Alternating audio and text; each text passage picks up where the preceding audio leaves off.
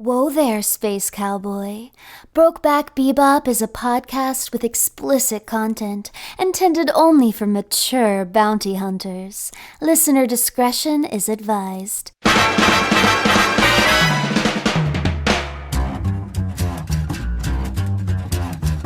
Listen to all 40 steamy sessions of the show right now by supporting Brokeback Bebop at patreon.com/can'tdisappointpodcast. I think it's time to blow this scene. Get everybody in the stuff together. Okay. Three? No. Three? No. Three? No. Three. Do you need a tuning Two. note, Zach? Huh? Do you need my tuning fork to find my pitch pipe? Sure, go ahead. I'm not gonna. Three. 3, 2, 1. Let's jam. Except that's not the part of the song that I play. It goes right to the da da da da da da da. Because that's what happens at the 3, 2, 1. Let's jam. Da da da da da da.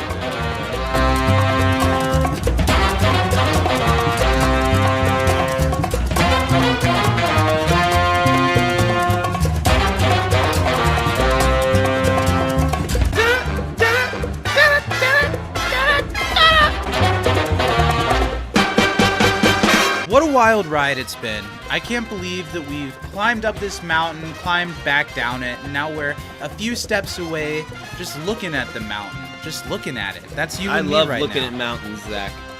Yeah.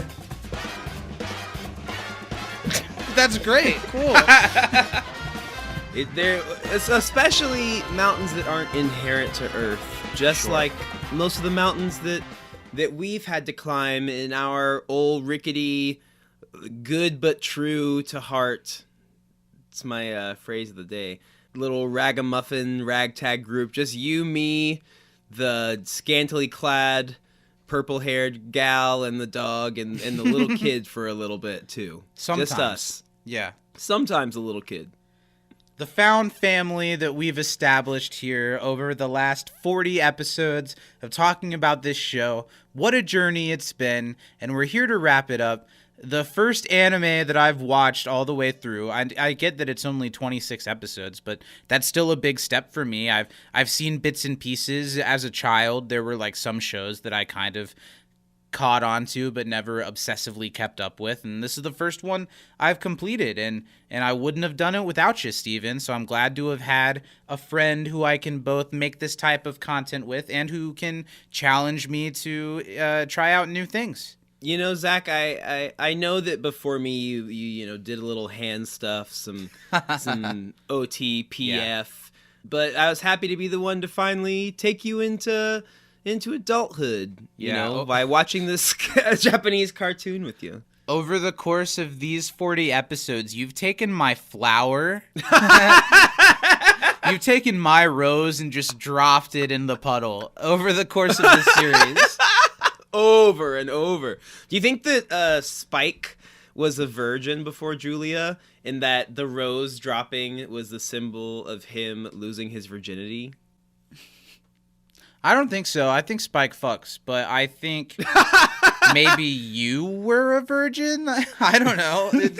I think anyone who thought about it that way was probably a virgin. Hi, everybody. Welcome to the program for the final time. We're going to wrap things up here, do a little victory lap. Brokeback Bebop, sailing off into the cosmos. We've done it. It's always crazy when we wrap up a thing, when we do it to completion. It's a big step. Now, Zach, I think this question tells a lot about a person and their deep-seated psychological deficiencies. Okay. When you're about to finish a show, not necessarily for like our purposes, but just in general, are you someone who's like, oh, I'm so excited to finish the show? Or are you someone who like will procrastinate? You're like, oh, I don't want it to end. I'll watch it, I'm not that way at all. I'm, of course, bittersweet over finishing something that I really love. But usually for me, finishing one thing means starting another thing. And I'm just as excited about that as I am to see how something ends. The ending isn't everything to me. Like, there are shows that can, still be, I don't know. An ending is a big part of it, because I can think of a lot of shows that were perfectly fine until the ending reframes how you think about the rest of it in a way that you just don't like it as much. But overall, I think a show can be good and have an okay ending. I'm sure there's a lot of cases of that too. So I'm fine. I'm watching that last episode. No problem. But you hold on to it, don't you? Well, no, I'm the same way, Zach. I love finishing shows because it means I get to start the next one. Now, when it comes to endings, I'm a bit more of a hard ass. If a show, like, for example, there's a show called Erased.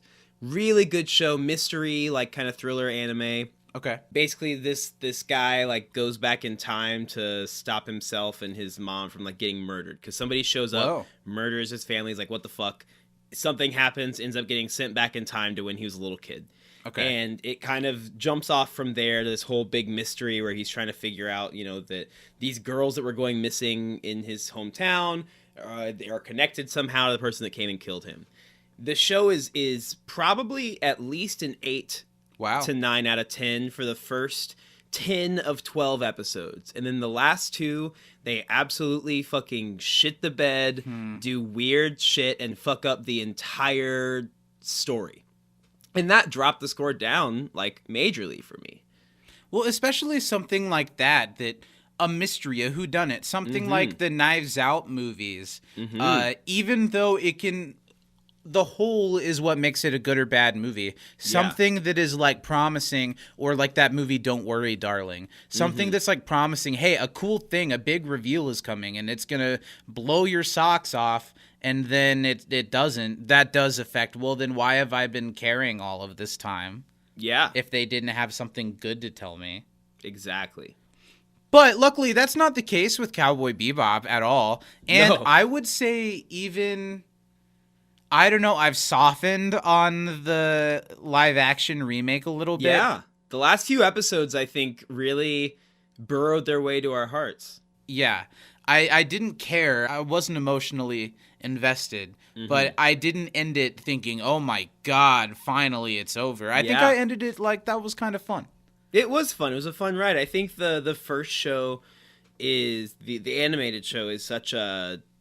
high quality production all the way through, and it takes itself very seriously in the right places.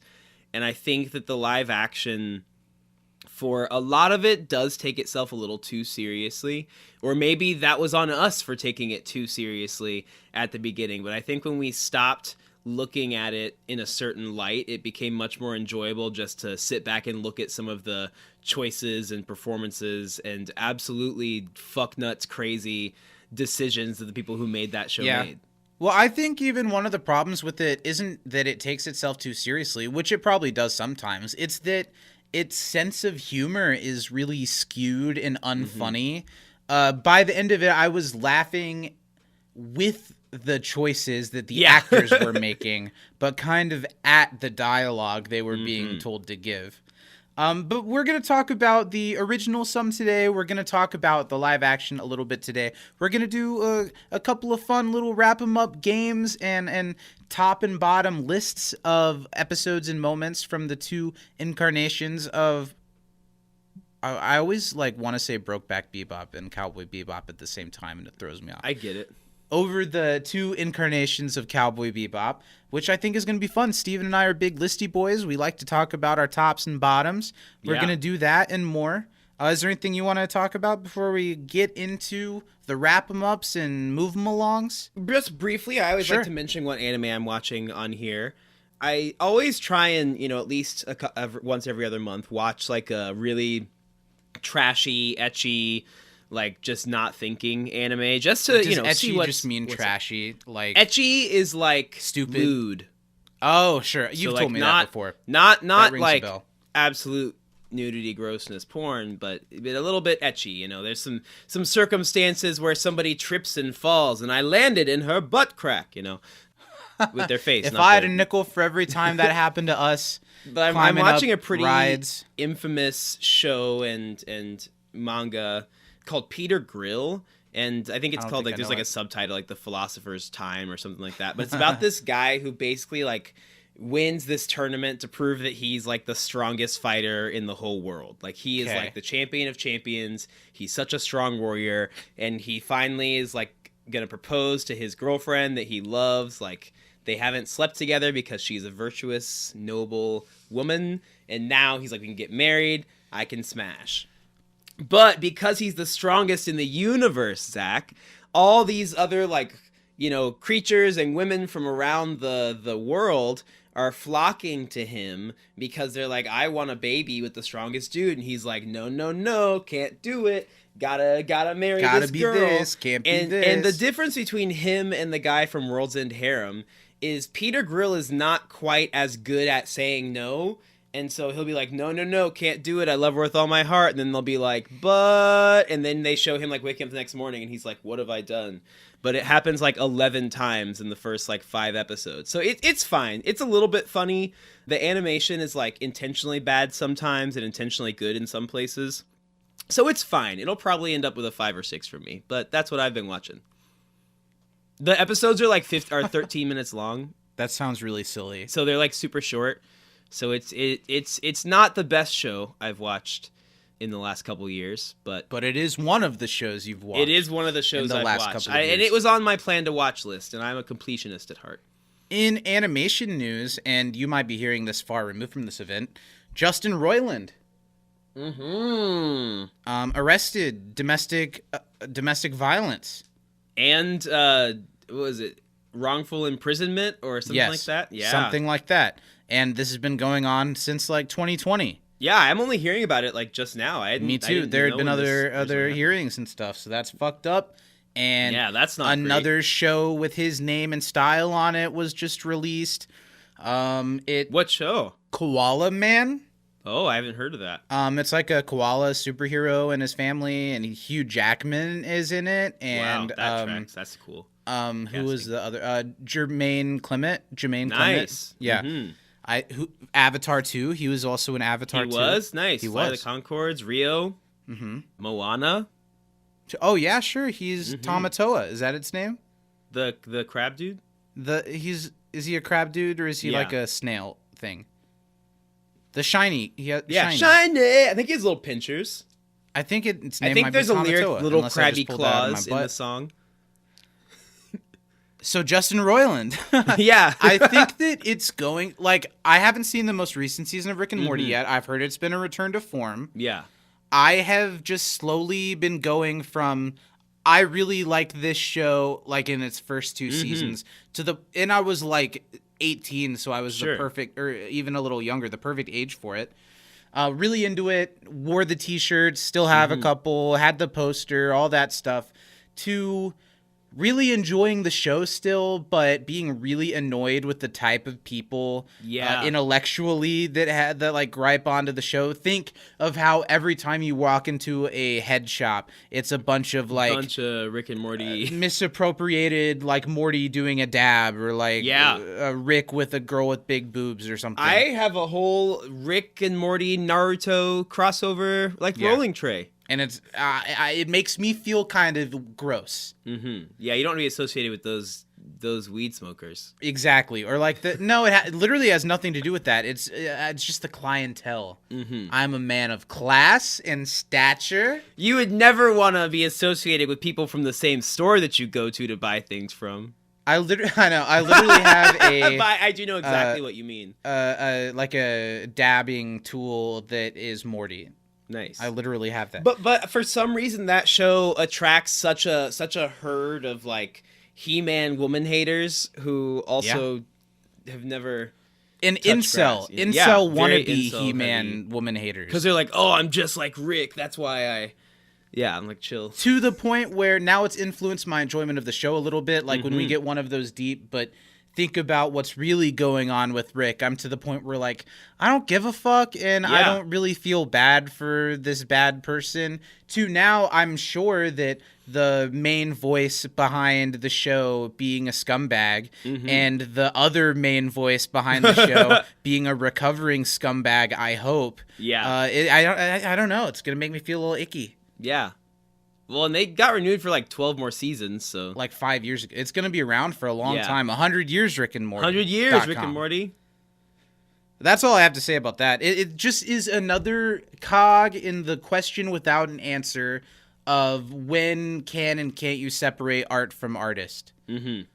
There are artists that I can't engage with because of a personal skeeviness towards them, and there are also ones that I'm able to let slide because I enjoy the work that they do. So it's tough.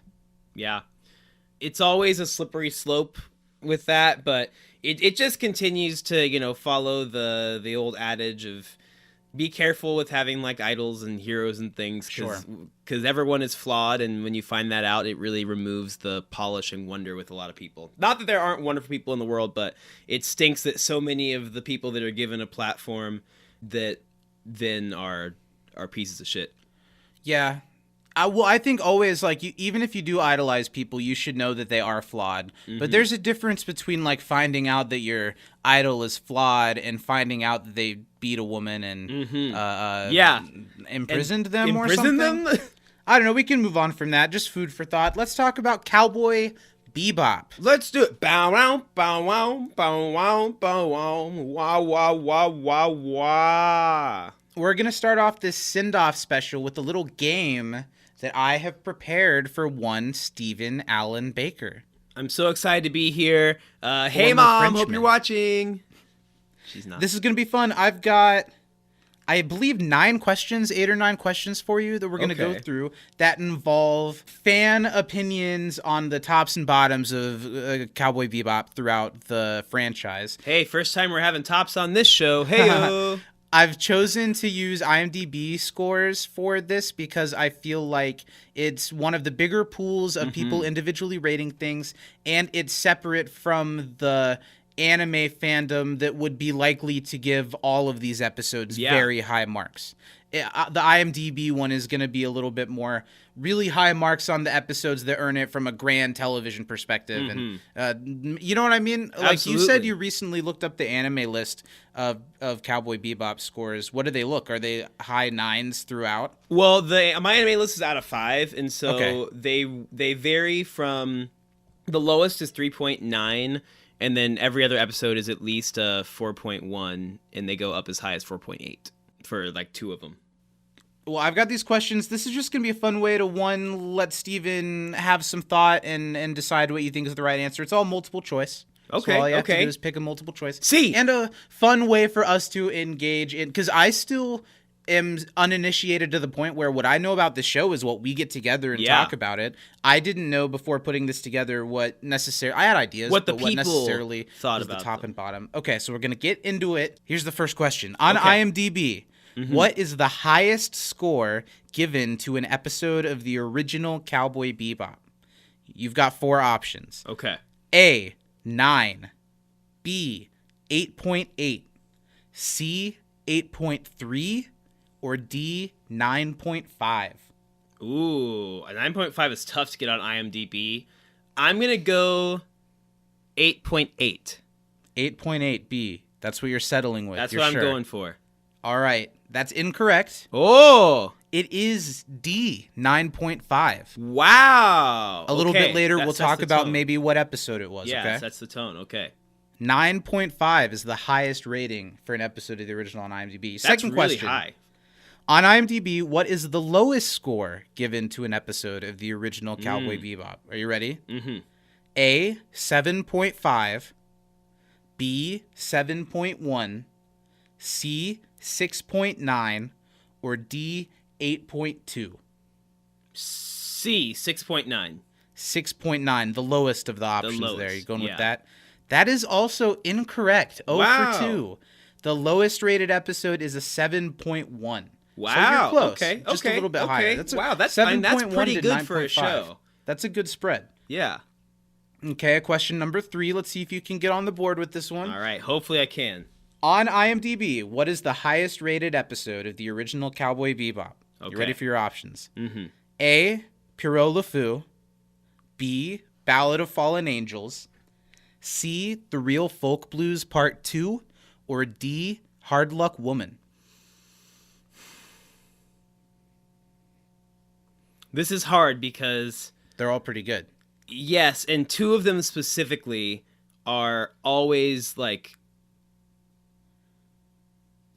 Talk me through it because I'm not going to give you anything. So, Tell me what you're thinking. Here's what I'm thinking. Pierre LeFou is a personal favorite of mine, but I don't think it's always rated as highly as I have it in my heart. Okay. Ballad of Fallen Angels is amazing, but it's never thought of as good as Real Folk Blues Part 2. Okay. And Hard Luck Woman is emotionally, I think, the episode that affects most people the most in the show alongside the finale. Sure. I'm going to go with... But here's the thing. Hard Luck Woman is not the episode that people are always going to run and go rate. When you finish the show, you're like, wow, that was one of the best finales I've ever seen. That's the one you're going to go score. So that might be higher than Hard Luck Woman. That's where my brain's at.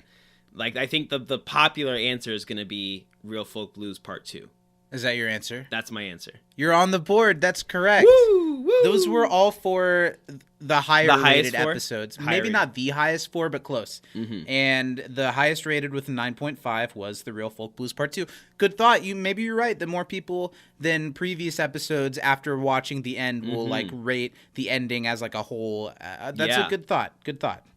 Question number 4 on IMDb. What is the lowest rated episode of the original Cowboy Bebop? A, Boogie Woogie Feng Shui. B, Stray Dog Strut. C, Wild Horses. Or D, Gateway Shuffle. It's going to be between Boogie Woogie Feng Shui and Stray Dog Strut. I don't know why people don't like Stray Dog Strut as much as I do. I think it's a great episode. I think Hakeem's a cool character and we get Ein. I'm going to go Boogie Woogie Feng Shui, though. I think that is accepted as one of the less great ones of the show. That was probably the one that we had the most negative critiques on when we went through the show. Give me a little. That's was where that one? Jet has like that cryptic like email that he gets, so he goes to the grave. Oh, and, it's the dude's and daughter. helps the daughter. Yeah, And- sure. And the, I don't and the remember dad it was that like, well. "You It's been a found while. me. I'm gonna die now. Bye." Oh yeah. Yeah. So that's your choice. Boogie Woogie Feng Shui. That is correct. Okay. You're 2 for 4. Let's see if the tide can continue to turn. We're moving to the remake, the live action remake shit. of Cowboy Bebop. On IMDb, what is the highest score given to the Tens across remake the board. of Cowboy Bebop? A, 7.5, B, 6.9, C, 7, or D, 7.2? I think there's an episode of that show that's at least worth a 7.5. I'm gonna go 7.5. That is incorrect. 7.2? We're now 2 for 5, 7.2. Yeah, I Is the figured that was highest the right score answer, given but to an episode of the I remake. think that at the very least the C-Rad episode is a 7.5, right? Well, we'll find out in a little bit if that's guess so. the one. The next question on IMDb: what is the lowest score given to the remake Ooh. of Cowboy Bebop? How probably low not does it good. go? A, 6.9, B, 6.3, C, 6.1, or D, 5.8? I'm gonna go 6.3 on this one. That is incorrect, Steven. That's like 2 for 6. It's 6.1 is the Ooh. lowest rating of an episode. So far, not doing well on the rating scale spread. 6.1 isn't terrible. No. Like, it's low, but it's like a middle. Yeah. A high, It's a low, pretty middle, small like spread. somewhere in there. Next question. On IMDb, what is the highest rated episode of the remake of Cowboy Bebop? And on some of these, I'll give you like a 2-word refresher of what the episode was. Sure, because the A- titles are nonsense. Right. A, Callisto's Soul. That's the Tree People episode. Uh-huh. B, Cowboy Gospel. That's the first episode. C, Sad Clown A Go-Go. Or D, Blue Crow Waltz. Do you remember those two? I remember all those, yeah. What is the highest rated episode? Damn, that's harder than I thought, because I don't think And ton to of refresh, people- it was a 6 point. What was it? 7.2. 7.2. I don't think that everyone stayed through the whole show. So the earlier episodes are going to have more votes, which means Not the same as the lower original. numbers. That's a good thought. But I think for the people that did stay, they would see both of those episodes as a lot of positives. But I'm going to go Sad Clown A Go-Go as the highest Rated from this episode of the show. iteration. That is incorrect. You're just doing Ooh. piss poor today. The answer was A, Callisto Soul, the Tree People episode, highest rated of the I series. think that's the best episode I think that's of the show. second episode, or It's like the fourth. is it? Mm-hmm. All right, next question. On IMDb, what is the lowest rated episode of the remake of Cowboy Bebop? A, Binary Two-Step, that's the Groundhog Day simulation episode. B, Supernova Symphony, that's the last episode. C, Dark Side Tango, that's the Jet's Past and Partner episode. And D, Dog Star Swing, which is the Jet's Daughter's Present episode. What was the second option? What was B? Supernova Symphony, that's the last episode. Damn! So Binary Two-Step, Supernova Symphony, Dark Side Tango. You know, I'm kind of doing a shit job anyway, so I'm just going to go with my heart here. Binary Two-Step. That is incorrect. The lowest rated episode of the remake is the last episode, Supernova Symphony. Damn! With, I think it was a 6. Oh, sure, because 6.1, because everyone hated the Julia thing, I'm sure. Oh, yeah, probably. Yeah. And we were like, they're finally doing something different. I know. This is kind of hilarious. fun. I forgot that, that was a nightmare choice. Okay, there's one more question, and I'm going to get it right. See if you can get any dignity or not. There's only 2 options, too. Okay, so I'm going to get it right. This right, question, I think you're going to get this one right. This question concerns the Cowboy Bebop movie. Okay. On IMDb, is the Cowboy Bebop movie's score higher or lower than the average of the original Cowboy Bebop episodes? Higher.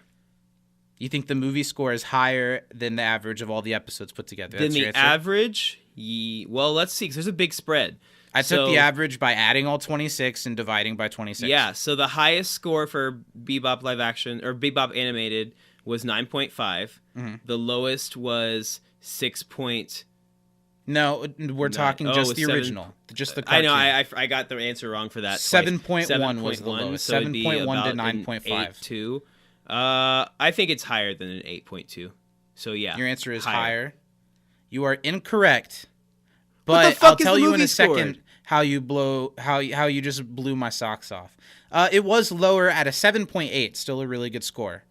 The movie's better than a 7.8. Fuck whoever scored that poorly. Though, I think 7.8 is about right. 7.8 is a good score, and the movie is a little long and isn't like the very, very best of the franchise. It's a really great addition to the franchise, but it's not like the best thing ever. I think I give it more points because the animation is so incredible. I see where you are, but I don't think you need to be angry. The difference between 7.8 and the average isn't that much. Mm-hmm. Because you were exactly right that the original series average rating was 8.2. Mental math. Quick maths. And Zach. I think you said 8.2. Yeah, I did.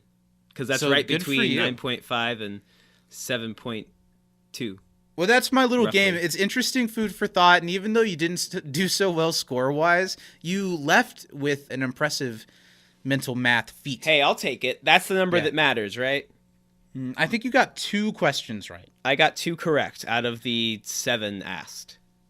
Okay, we're going to move on to sticking with the original Cowboy Bebop and talking about our tops and bottoms now that we've talked about what the fine folks over at IMDb think. Let's start with our bottom. We're just going to give one bottom episode of the original Cowboy Bebop. For me, I haven't revisited watching through the series since we watched it, so I kind of had to go off of memory. And for me, that memory took me to Sympathy for the Devil. Ah, the little boy, old man. Was an episode that I remember barely showing up to the podcast for, and that's not something I typically do. I remember that episode being like, I don't know, I don't have nothing to think or say about this episode.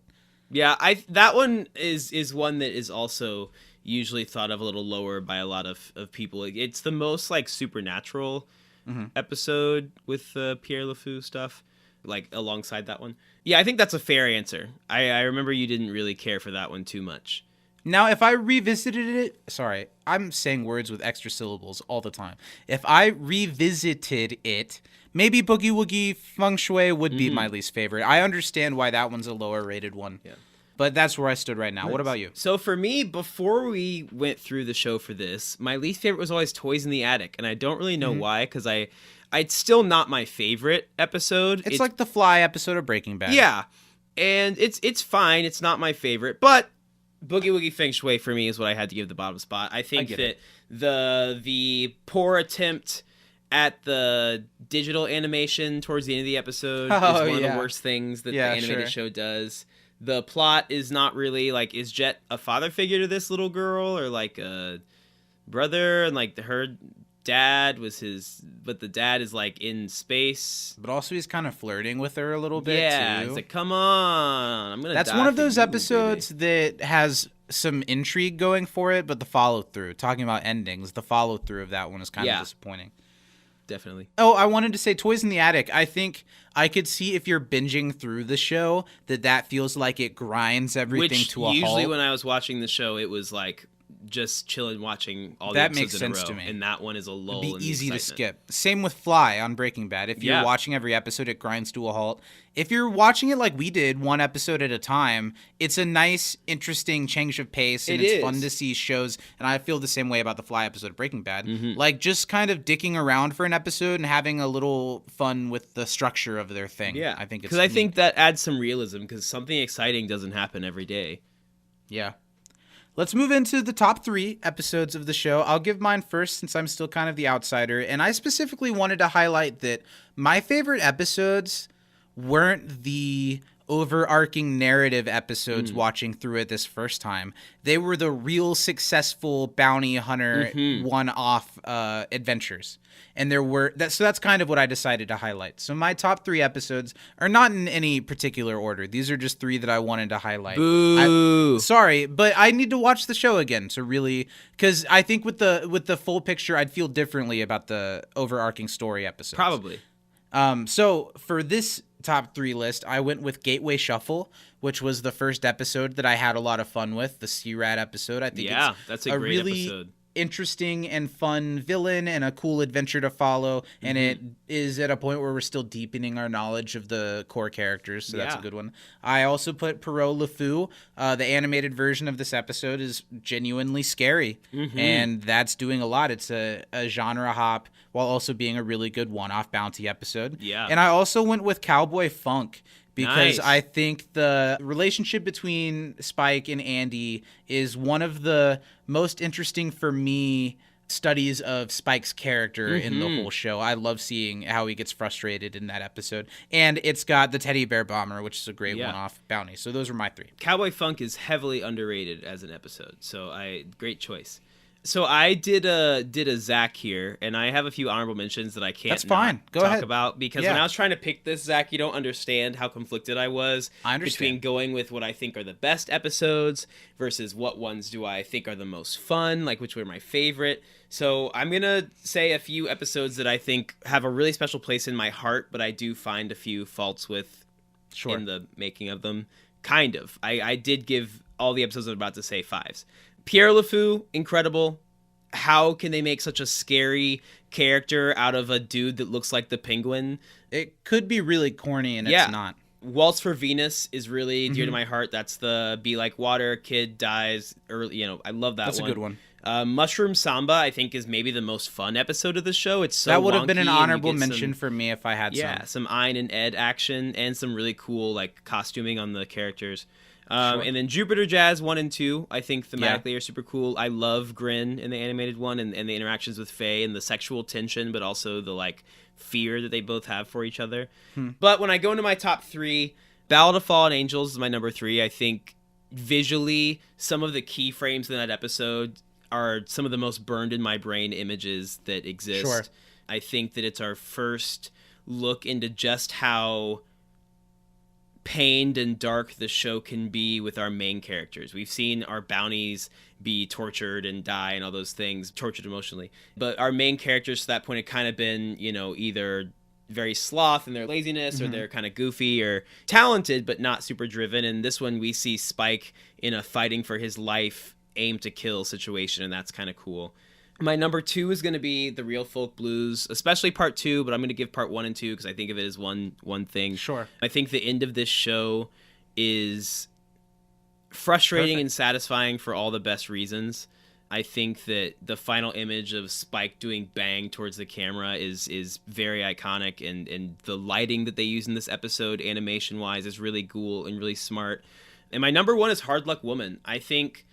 this episode to me from beginning to end is perfect. It starts off as, okay, I'm Faye, I'm going to go find my past, and then we kind of get distracted with the fact that we learn more about Ed, and Ed finds their dad, and they find the orphanage where they were at, and we see that Ed's just been going place to place, bringing joy to people, but it's been very clear from the beginning that Ed's not a permanent fixture in anyone's life.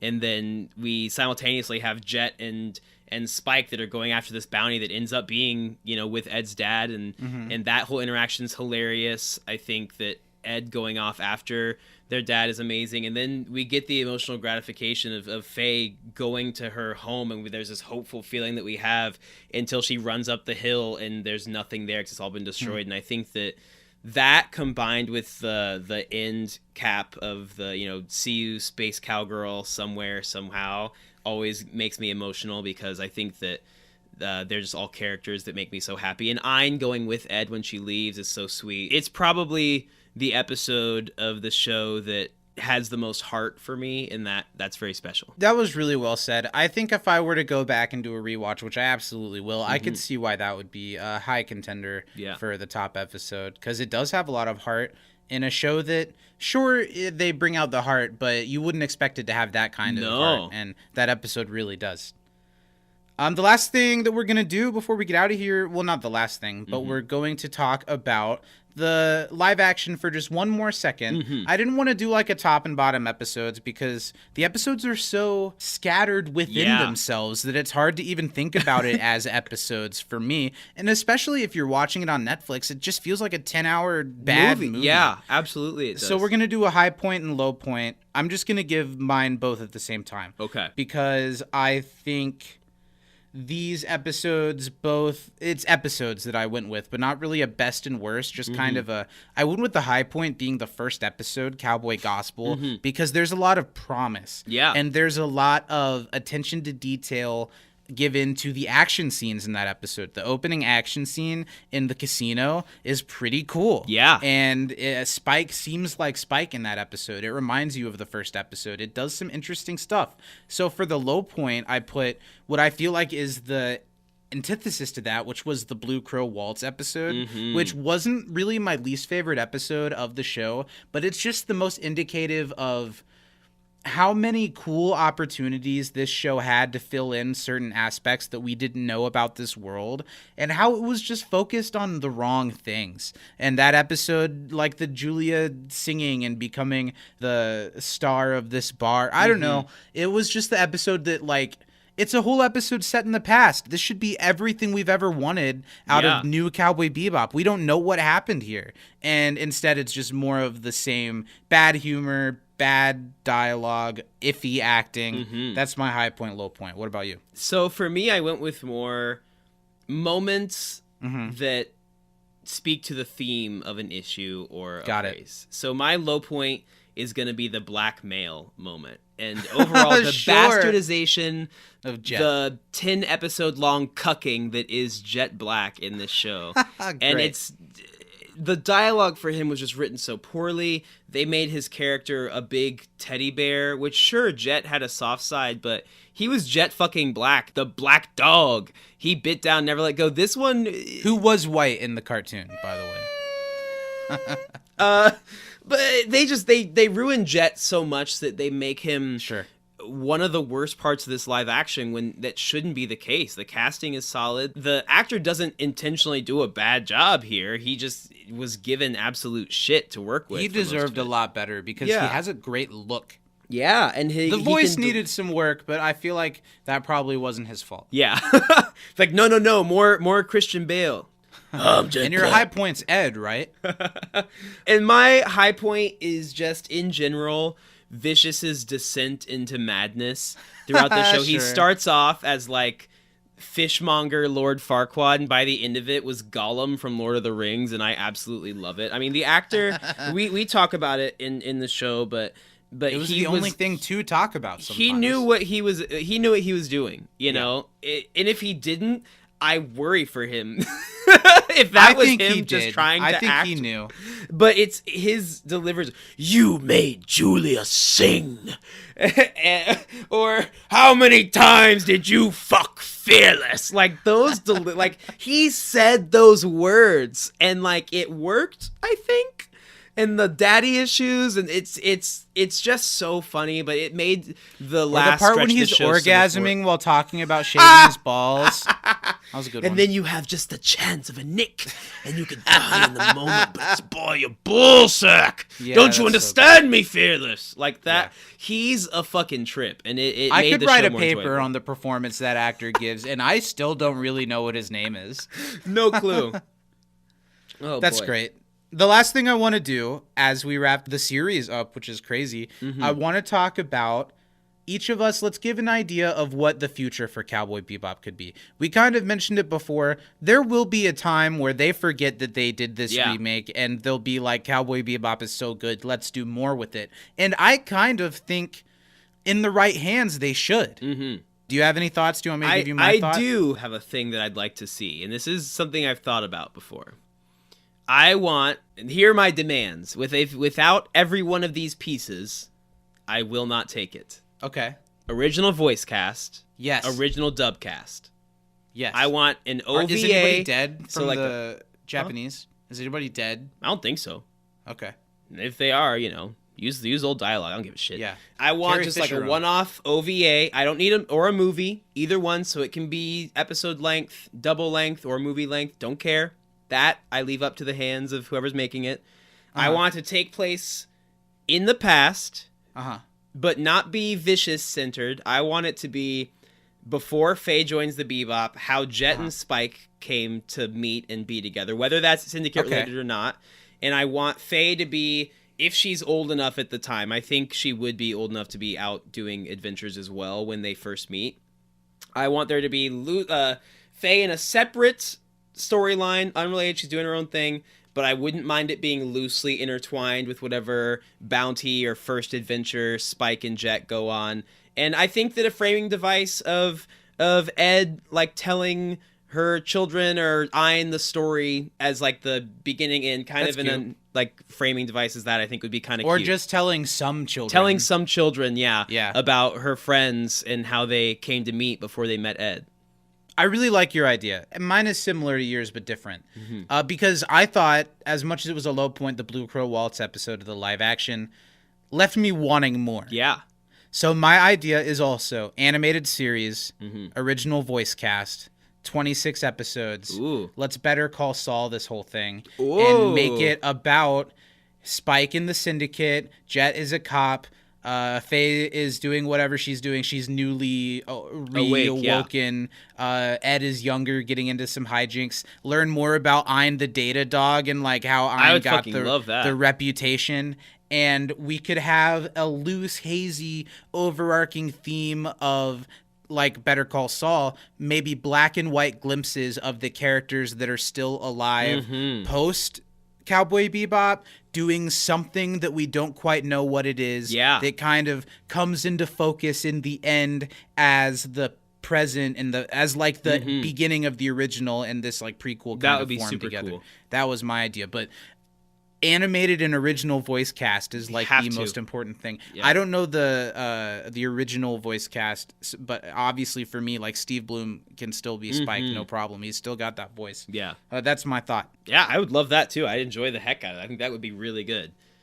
I know that some of the people behind the show are no longer living, but I think there's enough of the original team that you could put something really cool together. There's a reason to get seatbelts back together one more time.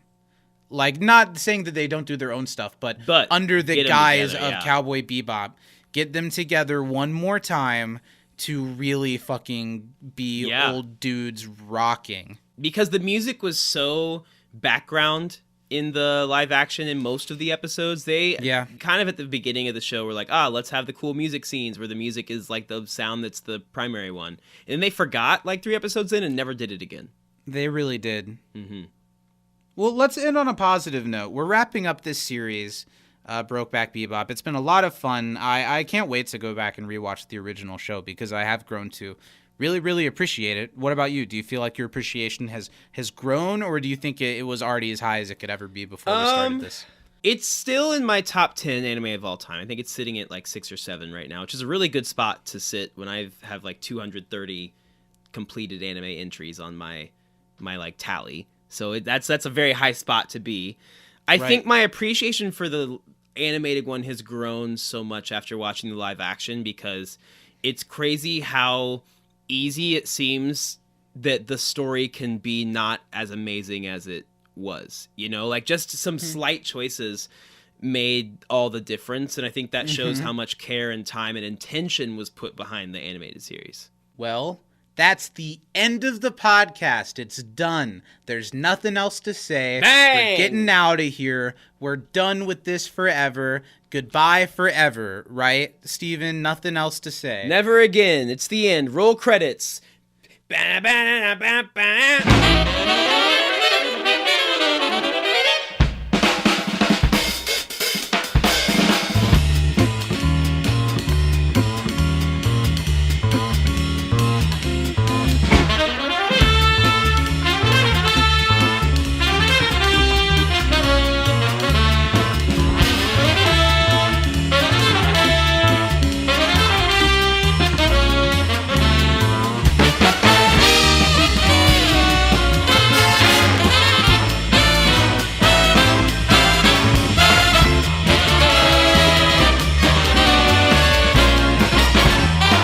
Thanks for listening. Support this show and our podcast network at patreon.com/can'tdisappointpodcast. We're starting at... Whoa, but Zach, you forgot. You didn't stay for the after the credits preview. There's more. There can't possibly be more. We did all of the animated. We did every goddamn episode of the live action. And we did whatever this has been for the past 40 minutes. What possibly else could there be to say post-credits? Well, Zach, all I'll say is we've spent some time with some jazz space cowboys. What if we hung out with some hip-hop samurai for a little while one day? They're far away in the past, but I think we can get there if we take Andy's horse. You know, Steven, I think that sounds like a great idea. I think I'm going to stock up on some shampoo. Ooh. To maybe one day jump back into Brokeback Bebop to check out Samurai Champloo. I think that'd be a great idea, Zach. One day.